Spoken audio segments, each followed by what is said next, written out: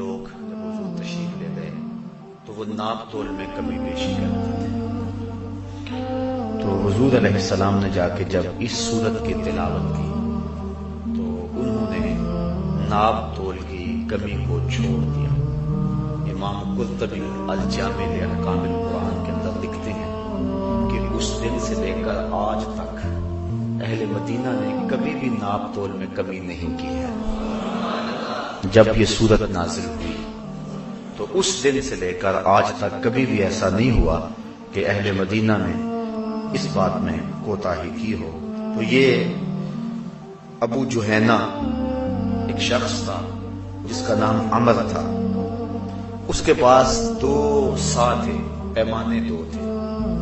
ایک سے مال لیتا تھا اور ایک سے دیتا تھا. جس سے لیتا تھا وہ پورا تھا اور جس سے پھر آگے دیتا تھا اس میں کمی اس نے کی ہوئی تھی.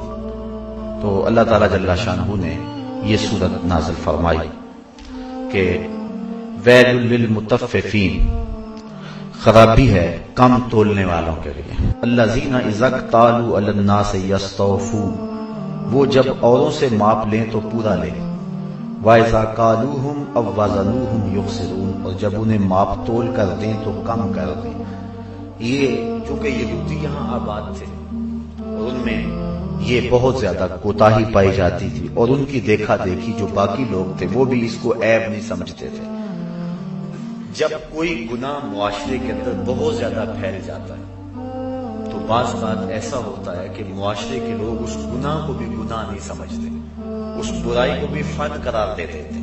جس طرح کہ موجودہ تجارت کے اندر کئی ایسی قباحتیں موجود ہیں جس کو لوگ سمجھداری اور دانائی اور فن اور اس کام کا اسلوب قرار دیتے ہیں جبکہ وہ شریعت کے ضابطوں کے بالکل برعکس چیزیں ہیں. تو اس دور کے اندر یہ کمی بیشی ناپ تول کے اندر اس حد تک بڑھ گئی تھی کہ انہوں نے اس کو فن قرار دے دیا ہوا تھا.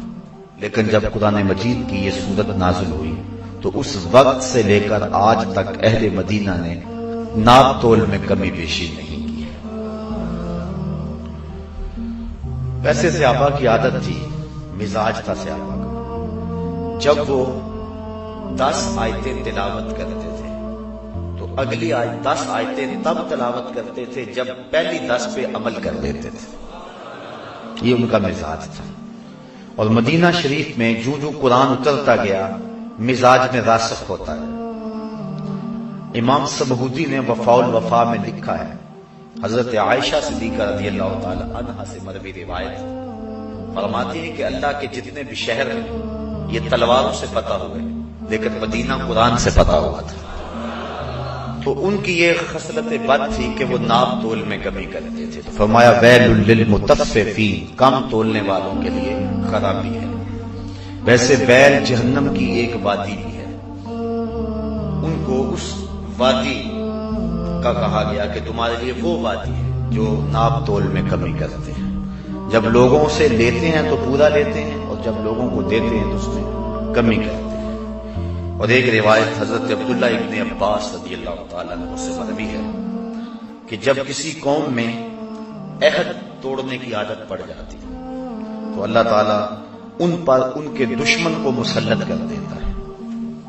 جنس کو وہ پسند نہیں کرتے وہ ان کے اوپر مسلط کر دیا جاتا ہے. اس وقت پوری دنیا کے اوپر مسلم امہ جس جبر اور ظلم کی چکی میں پس رہی ہے اور جو ہمارے حالات ہیں اور وہ ناپاک بھوک جن کی چاپ اب وطن کے شمالی علاقوں میں گونج رہی ہے، تو ہم اس حوالے سے دیکھیں کہ ہماری عہد شکنی کا نتیجہ تو نہیں ہے. اور حضرت عبداللہ ابن عباس نے حضور سے اس حدیث کو روایت کیا کہ جب کوئی قوم 5 کام کرتی ہے تو 5 عذاب ان کے اوپر مسلط ہوتی ہے. 5 کے بدلے میں 5 چیزیں ان کے اوپر مسلط ہوتی ہیں. جب کوئی قوم عہد کو توڑ دیتی ہے تو پھر ان کے اوپر دشمن مسلط کر دیا جاتا ہے. وعدہ خلافی، عہد کو توڑنا کیا ہمارے مزاج میں راسخ نہیں ہو چکا ہے؟